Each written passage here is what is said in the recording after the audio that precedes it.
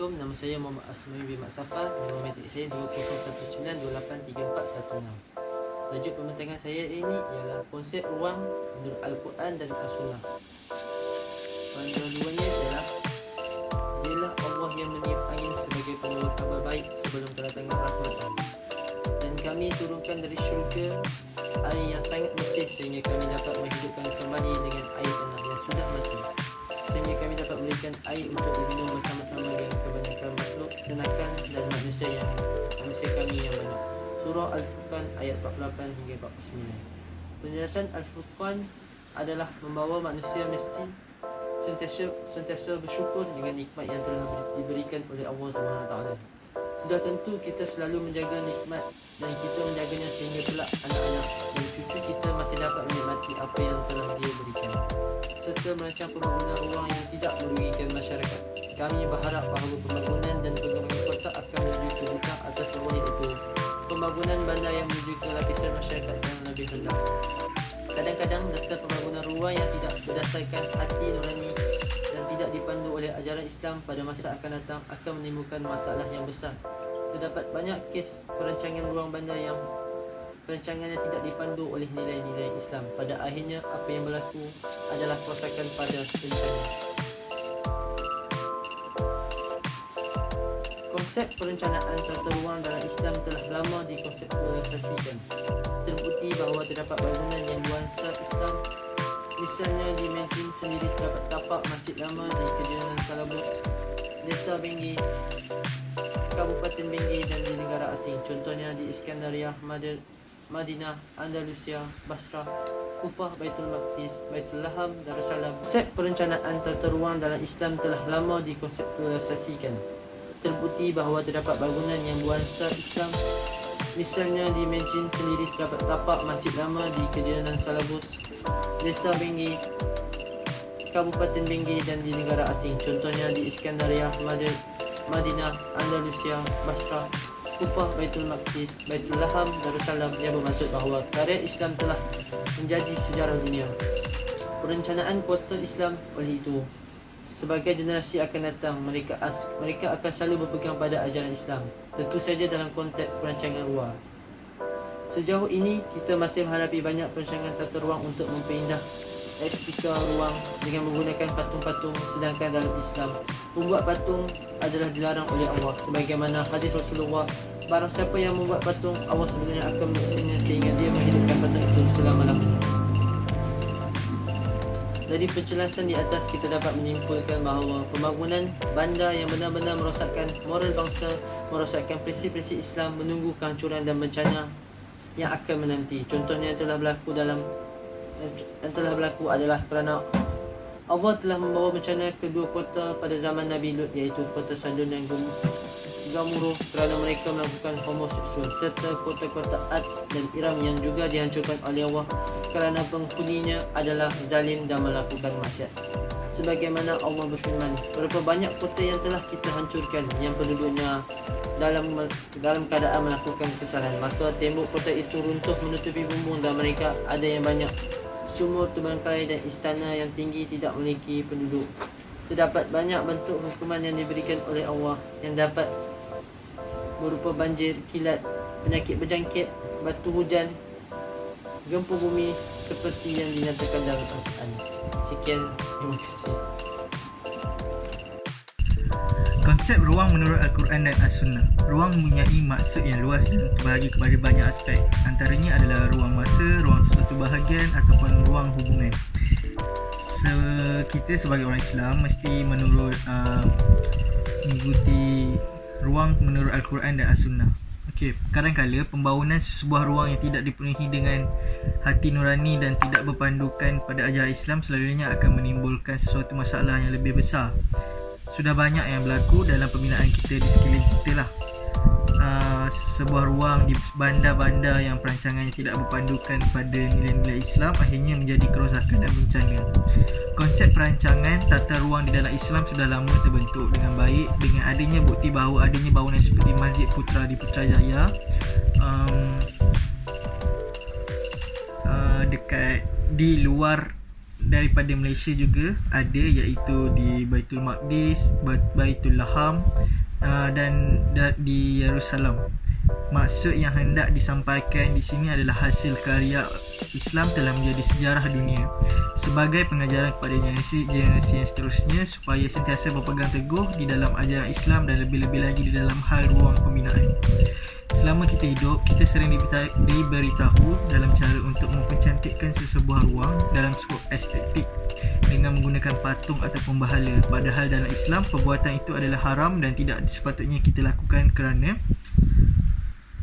mengikut hadis Rasulullah SAW, barang siapa membuat patung maka sesungguhnya Allah akan menyiksanya sehingga ia memberi nyawa kepada patung itu untuk selama-lamanya. Hadis riwayat Al-Bukhari. Jadi di dalam hal ini, Islam sama sekali tidak membenarkan kita untuk menggunakan patung sebagai perhiasan. Ia adalah perkara yang haram, bahkan disebutkan bahawa malaikat enggan turun dan masuk ke dalam sebuah rumah yang dalamnya terdapat perhiasan patung. Dalam hadis riwayatkan Bukhari dan Muslim, Rasulullah SAW bersabda, sesungguhnya malaikat tidak akan masuk di dalam sesuatu rumah yang dalamnya ada patung. Pembangunan sebuah ruang haruslah pula dilihat pada sosial dan masyarakat, sebuah bentuk alam dan aturan-aturan yang berlaku. Assalamualaikum warahmatullahi taala wabarakatuh. Nama diberi Siti Nur Jasmine Farisha binti Cik Azan. Nombor matriks 2019269388. Saya akan menyambungkan isi dan huraian yang telah Amir Hakim menjelaskan tadi, iaitu sambungannya adalah memperbaiki lingkungan.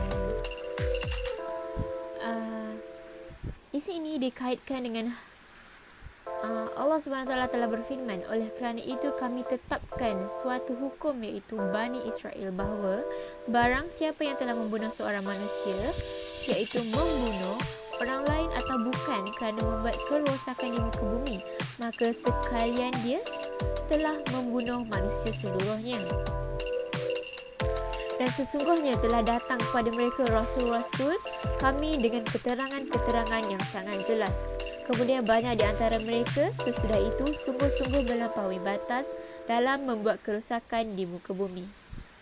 Ayat Al-Ma'idah 32. Dari ayat di atas, jelaslah Allah membolehkan menghukum mati orang-orang yang melakukan pengerosakan di muka bumi.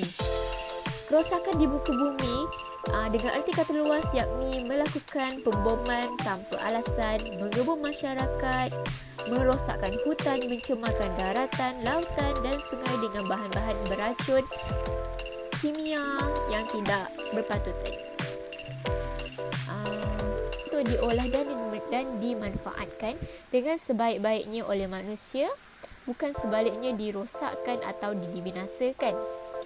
Hanya sahaja sebagai kaum yang berbuat kerosakan di muka bumi, mereka tidak merosak sesuatu yang berupa benda, melainkan juga berubah sikap, perbuatan tercela atau maksiat serta perbuatan jahiliah dan seangkatan dengannya. Akan tetapi, untuk menutupi keburukan tersebut, seringkali mereka menganggap diri mereka sebagai kaum yang melakukan pembaikan di muka bumi, padahal mereka lah yang membuat kerosakan di muka bumi ini. Assalamualaikum warahmatullahi wabarakatuh. Saya Muhammad Ashraf Hakimi bin Muhammad Firdaus John daripada Fakulti AP1482C2. Hari ini saya ingin membentangkan tentang konsep ruang menurut Islam, Al-Quran dan Al-Sunnah dari segi etika dan profesionalisme. Disedari atau tidak, kenyataan menunjukkan bahawa negara-negara Islam atau negeri-negeri yang penduduknya mayoritas Islam termasuk negara atau negeri-negeri yang terbelakang baik dalam ekonomi maupun politik terpuruk dalam kemiskinan dan keterbelakangan. Salah satu faktor penyebab keterpurukan itu terkait dengan persoalan profesionalisme. Profesionalisme biasa diartikan secara sederhana adalah suatu pandangan untuk selalu berfikir, berpendirian, bersikap dan bekerja bersungguh-sungguh dengan disiplin, jujur dan penuh dedikasi untuk mencapai sesuatu hasil kerja yang memuaskan. Sebagai sebuah konsepsi masyarakat moden, Profesionalism paling tidak memiliki dua karakteristik.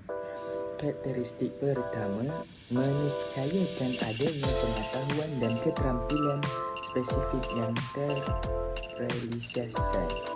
Sedang karakteristik kedua bersumber daripada integritas moral dan budaya. Ilmu pengetahuan dan keterampilan khusus terspesialisasi menjadi prasyarat mutlak yang harus dimiliki oleh para profesionalis. Kemampuan individual ini masih perlu didukung oleh sistem manajemen dan organisasi kerja yang tepat yang dapat menempatkan individu pada posisi yang tepat.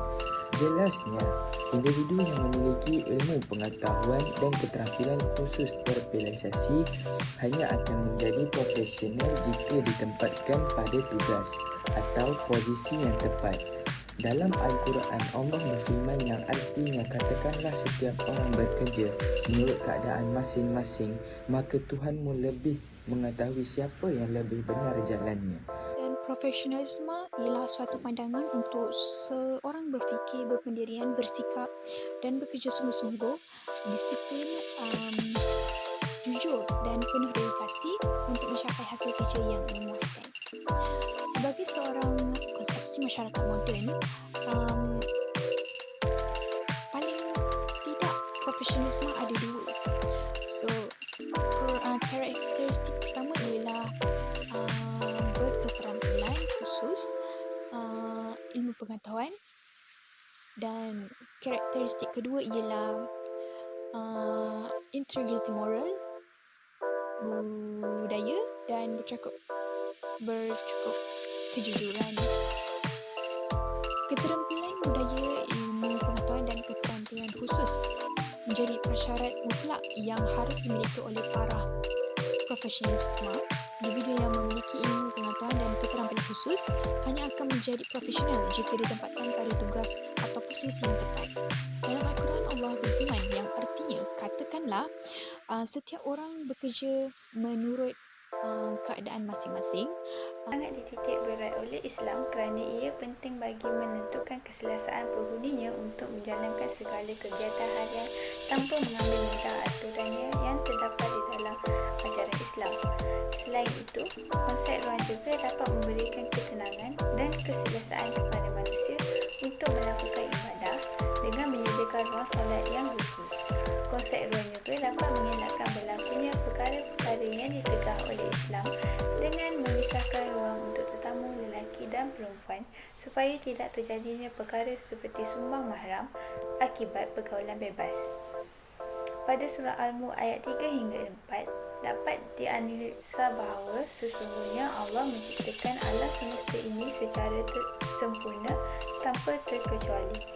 Maksudnya, jika ada seseorang atau suatu golongan yang meremehkan ciptaan Allah, maka makhluk tersebut diperkenankan untuk mengamati berkali-kali akan ciptaannya dan hal tersebut hanya akan sia-sia belaka.